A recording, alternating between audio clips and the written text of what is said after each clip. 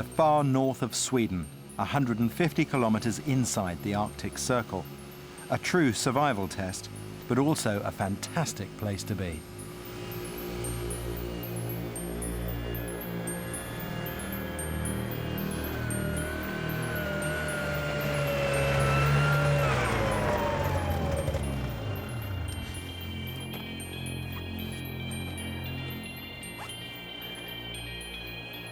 You don't need any prizes for realizing that in this environment, cold is your biggest problem.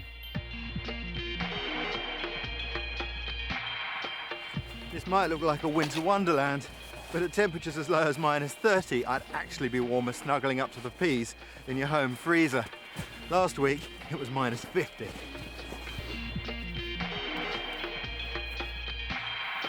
But all joking aside, in temperatures like these, one small mistake, like losing a glove, can cost you your fingers with frostbite, or even worse, your life.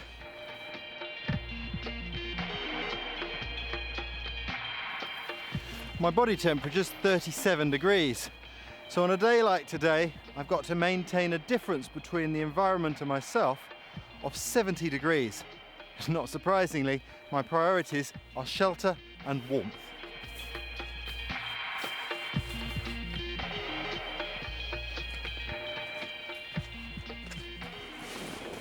As you can see, this tree is virtually a shelter in its own right, but to make it really snug, it's going to take a couple of hours' work.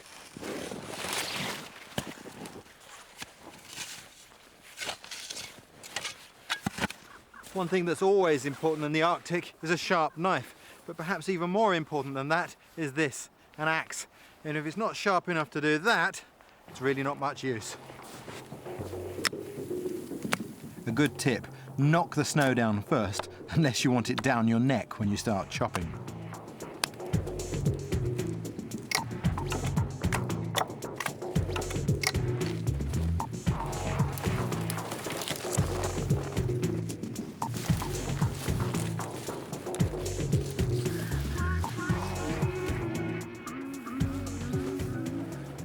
Lots of spruce boughs like this helps to windproof the shelter, and it acts as a reinforcement. On top of that, I'll pile lots of snow, make it really snug.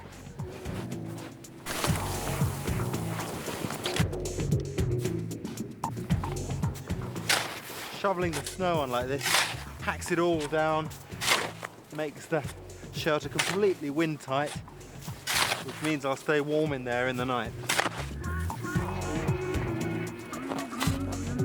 Despite being -30, shelter building is hot work, and you must be careful that your sweat doesn't freeze in your clothes once you stop. It's better to keep cool by taking a layer of clothing off first.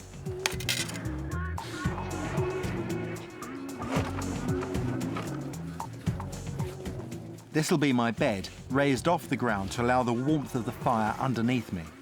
For the fire itself, I've dug down to the ground. That's to prevent moisture melting in the early stages of the fire and putting it out. But also, to make sure the fire lights well, I need to insulate it from the ground, and for that, I've split some wood. And I'll just lay that in there as a bed to begin with. Lighting fires when it's this cold can be difficult. The secret's good preparation. To start with, I've split some nice dry standing spruce. That burns really well. I've collected some dead, dry birch bark. That'll help get the flames built up to start with, and to make those catch properly, some nice dry spruce twigs. Most important of all, you keep your tinder dry and warm. The best place for that is inside your clothing, and you only get it out at the very last minute. For tinder, I'm using this. This is lichen that I pulled off the trees earlier.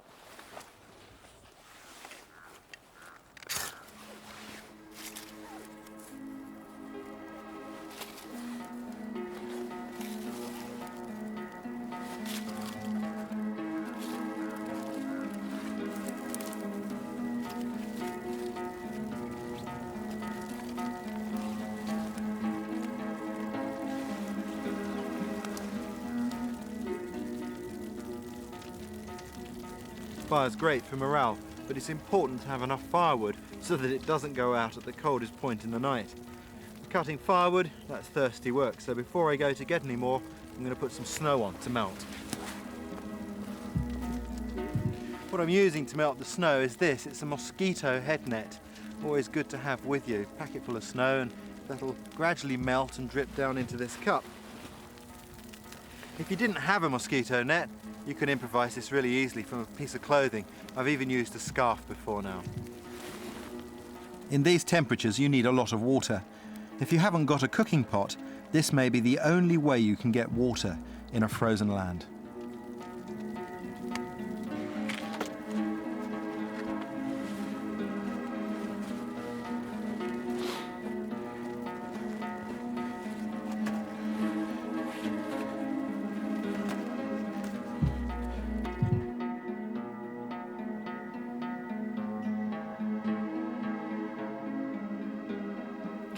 Well, that's great. With the fire going now, I've got really comfortable shelter.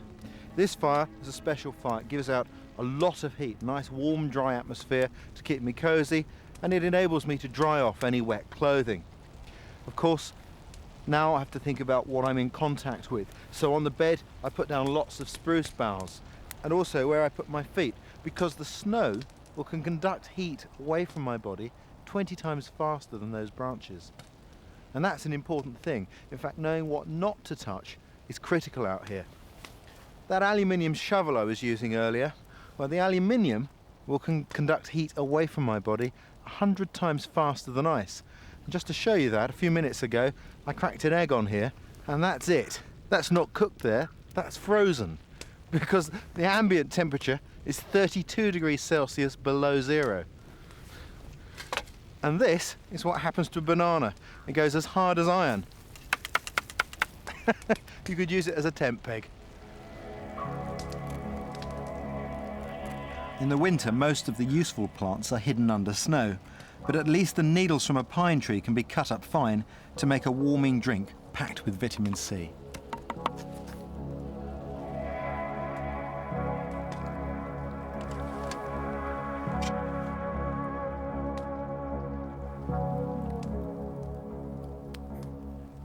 Well, a cup of pine needle tea makes all the difference. Warm, tasty drink. Of course, 5% extra effort leads to 50% more comfort. The crew, mind you, they're going back to a heated cabin while I'm stuck here for the night. But that's all right, I'm pretty much looking forward to it. A few things I have to do though before I settle in. Firstly, I'll take this tripod down. I don't want anything creating a shadow between me and the fire. I'll build the fire up so it'll burn all night, and then I'll crawl into my old sleeping bag. One important thing to remember with sleeping bags in the Arctic is not to have your head down inside the bag, because if your breath goes into the sleeping bag, it condenses there and you get cold. The answer is to put a balaclava on and just put up with a cold nose.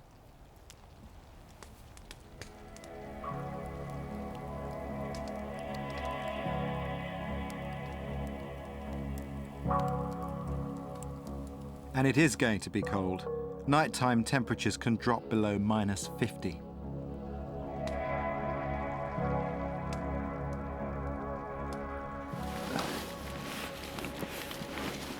Moments like this, cold night, your mind turns to some of the tragedies of Arctic survival.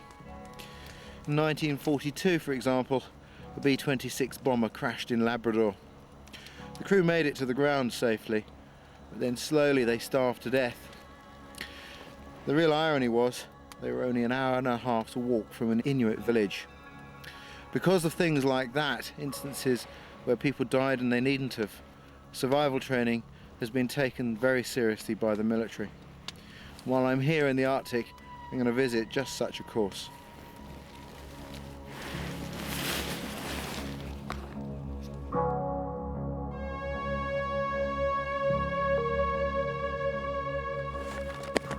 Really looking forward to today. I'm going to meet one of my oldest chums, a man called Lars Felt, who's responsible for all survival training within the Swedish military. Just a few kilometres up this lake, he's got a course on at the moment.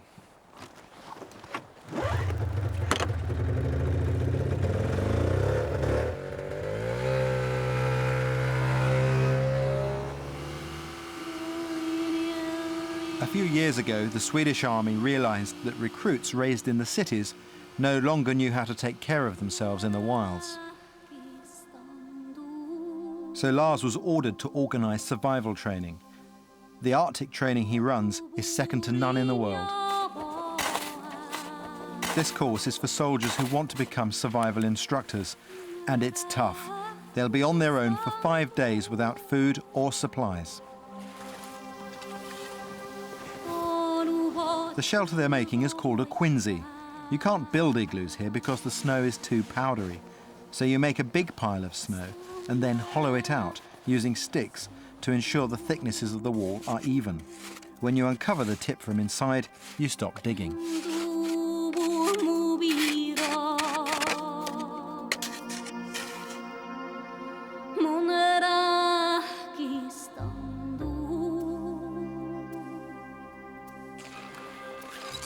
To complete the course, the soldiers must pass a crucial test.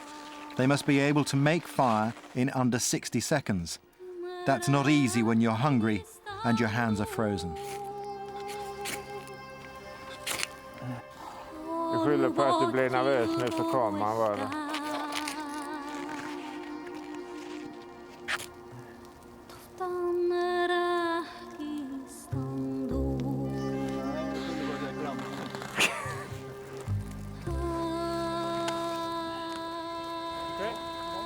The ability to light a fire is obviously important in the Arctic, but fire can do more than just keep you warm.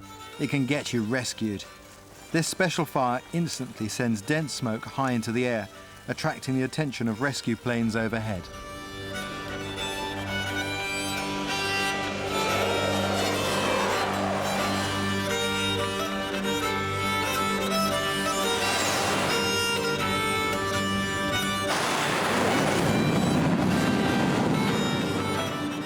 A jet passes you in seconds, so a properly prepared signal fire can make the difference between life and death. Letting rescuers know where you are is one thing. Getting rescued is another, and in the Arctic that can take a long time. In 1991, a Canadian Air Force transport plane crashed near the North Pole with 18 people on board. The rescuers knew exactly where the plane had come down, but it took 2 days to get to them. In that time, they had to survive in temperatures as low as minus 70 degrees centigrade. The plane was on a routine supply mission to an airbase at Alert, less than 500 miles from the North Pole. Most of the passengers were from the military, but also on board was Bob Thompson, manager of the civilian-run store at the base. I would go up there every 3 or 4 months just to see how things were going and make sure that they had the items they needed and things like that. As the plane made its final approach to Alert, the crew made a fatal misjudgment and clipped the top of a hill. I was waiting for the landing gear to come down, and then it was just a big, grinding, very loud, very violent noise. Somebody, close to me said something like, what's happening? And I just sort of blurted, we're crashing. I was still belted in and remembered sort of rushing air and then quite a sudden stop. I was lying in the snow in complete darkness. Rescuers knew within minutes where the plane had crashed, but there were no helicopters at Alert, and the crash site proved to be impossible to reach by land. Bob was trapped in mangled bits of wreckage with a broken back and totally reliant on the surviving aircrew making him some shelter. We were covered up, and I guess some wreckage had been found that was put behind us as a windbreak. And there was some kind of a tarpaulin or it was some kind of a heavy material that was put over. As the hours ticked by, a ferocious storm blew up, bringing wind chill and unimaginable cold. Unable to move, Bob was freezing to death despite his makeshift shelter. It was almost the feeling of the tingling feeling you have when your feet have been frozen, and that thawing, burning, tingling sensation. I was feeling that in my arms and my hands, and it would come and go, and it would almost run up to my shoulders, and then it would subside again, but I would have that burning, tingling feeling. It was 32 hours before the first rescuers arrived to find 13 of the original 18 people on board still alive. The pilot who'd done so much to save Bob had died of hypothermia just hours before, but somehow Bob had survived. I just thought either I was going to get out of there or I wasn't, and there was not a lot I could do about it. So it was a situation where if I toughed it out, there was a chance. Bob lost 2 toes from his left foot and his right leg to frostbite. But 8 years on, he now owns and runs his own supermarket. Customers come, boy, it's cold out there. Yeah, sometimes I kind of laugh to myself a little bit. It's no, that would be balmy by our standards up in Alert. But it's just it's hard to believe how cold that was. Bob's sheer determination to live was crucial to his survival. You can never underestimate the importance of a positive mental attitude. Maybe it depends on your other knowledge, but it could be about 80%. The strength to live and the will to live and not give up and endurance and all that. So it's very, very important. How important is a sense of humour? Very important. Even if I cannot sing, it's good to sing. Dr. Anders Holmström is the Swedish Army's advisor on frostbite and the effects of extreme cold on the human body. The cold makes you stress hormones, and the stress hormones make you produce more urine than indoors. And you have to keep up with that, drinking a lot. Because if you get dehydrated, the blood volume goes down and the circulation goes down, and perhaps your ability to work goes down. So drinking is one of the vital things to think of. In the Swedish Army, getting frostbite is a court-martial offence. How do you thaw frostbite? Well, you take your hand, put it on a place where it's white, and you just get the heat from the hand, and then the white spot is going away. But there's a problem if you have the hand. You have to put it inside your clothing like that, or if your feet, you have to put it in your comrade's armpit. Is it dangerous to heat your hands too quickly? Well, if you heat it with body heat is no difficult, but don't heat it on the fire, because you can't know how strong the fire is.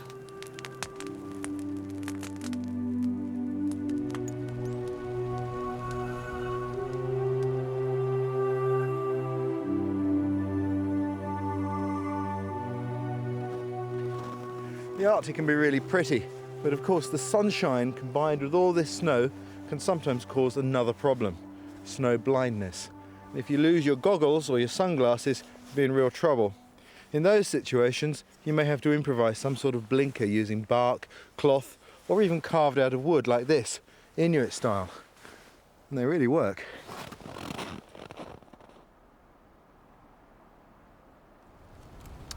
Shelter, fire and water help to save the energy you've got in your body and use it efficiently.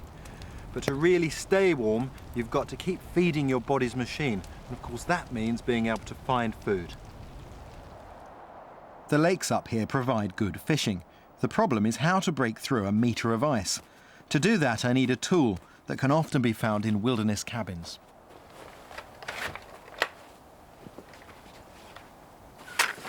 That's what I'm looking for, an auger. That makes drilling through the ice real easy.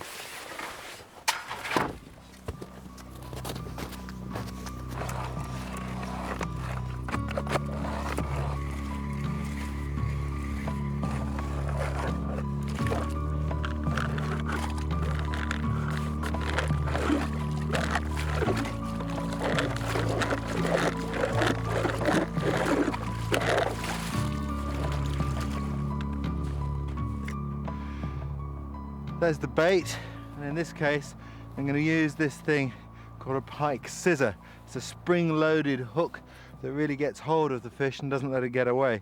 But you could use just an ordinary hook weighted down with a bit of ballast.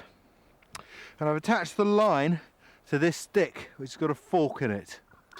Now the reason for this is I'm going to suspend the line in the hole using this stick, and if the hole freezes, I can chip it out without cutting the line, which is lower down. That's important. So I just drop the fish straight down the hole.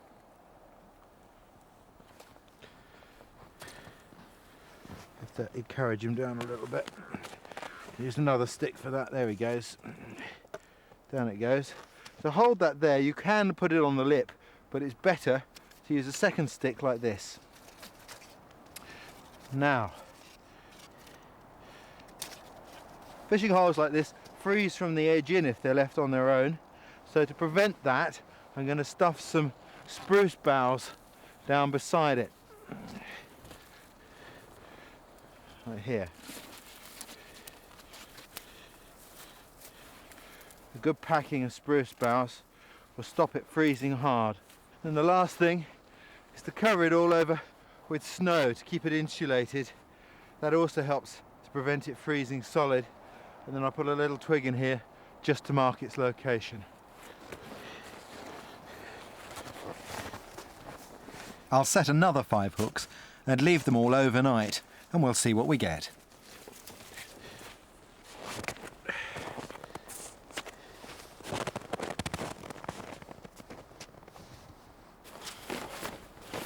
Tell you what, that's the coldest my hands have been all the time I've been here. And the reason for that is that down on these lakes you get lots of low-lying cold air. You need a top tip then, this one. If you can't touch a little finger to your thumb and make this old Indian sign that means I'm all right, you're in trouble.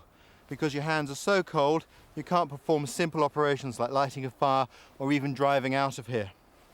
The human eye can't see heat escaping from our bodies, but in these conditions you can literally feel it leaking away.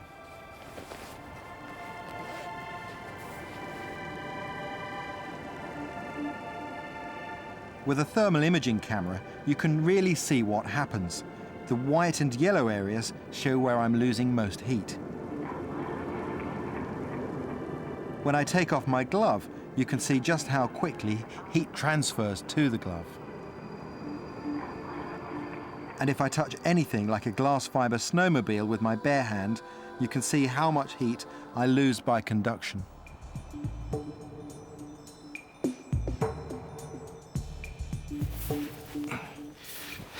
In deep snow, just moving can be almost impossible. When you consider that on a snowmobile, what takes 15 minutes travelling by machine can take up to 24 hours to walk, there are some real problems. Being able to improvise can be vital. I guess you could say I'm improvising now.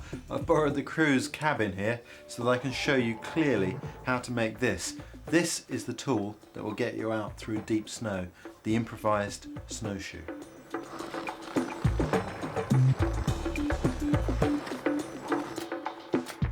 Any wood will work for this as long as it's flexible. Stripping the bark off helps the bindings to stay tight. Now I'm just going to tie them loosely to start with at the fine tip. Now I've got to establish the point of balance for the snowshoe, because when I walk in it, only the toe is going to be attached. And I want the point to tip up so that it doesn't dig into the snow each time I take a step. There we go, I've lashed on the two cross pieces. This forward one goes under the ball of my foot and this rearward one under the heel. I've obviously used nylon cord. There's no real way of improvising that from natural materials in this environment in the winter. So that's one of the critical pieces of equipment you should always have in your pocket. At the tail end of the snowshoe, I just loosely bind the sticks together so that there's a bit of movement in them, some play, so they don't get broken. To finish a snowshoe, I need to curve the prow up like that, just like a ski, with this cord here, and put on some binding material. I'm using lampwick, which is a strange material that very commonly used in the far north. It's been used for binding materials for centuries, and it's absolutely perfect for this job.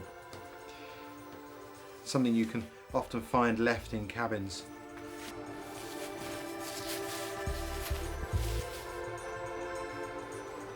Right, well, the proof of the pudding is in the doing.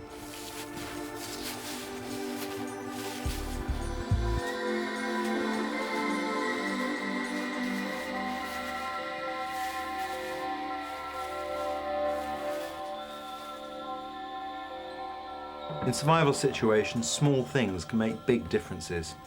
It's the custom in the Arctic Circle to always leave kindling in refuge huts so that someone who's cold can rewarm themselves quickly.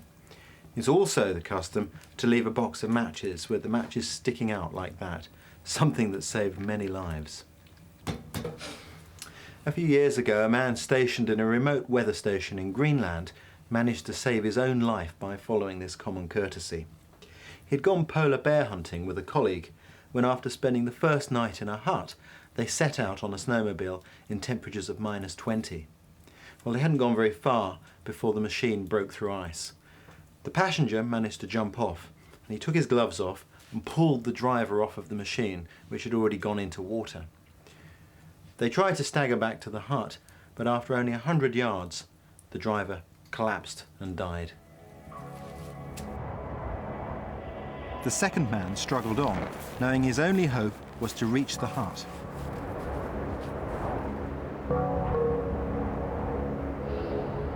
He'd lost his gloves in the accident, and his hands were badly frostbitten.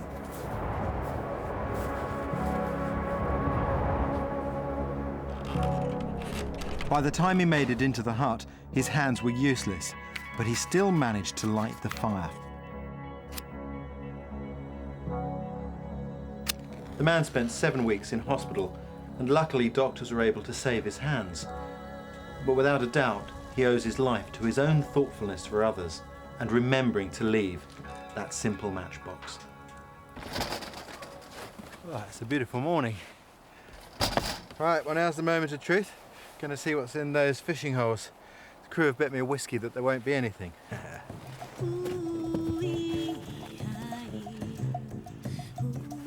Nothing on that one.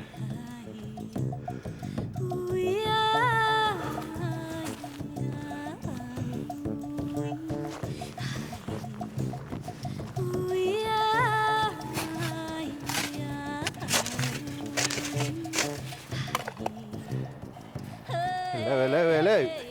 Come on, Mr. Pike. That's great. Beautiful pike for dinner. Couldn't be better.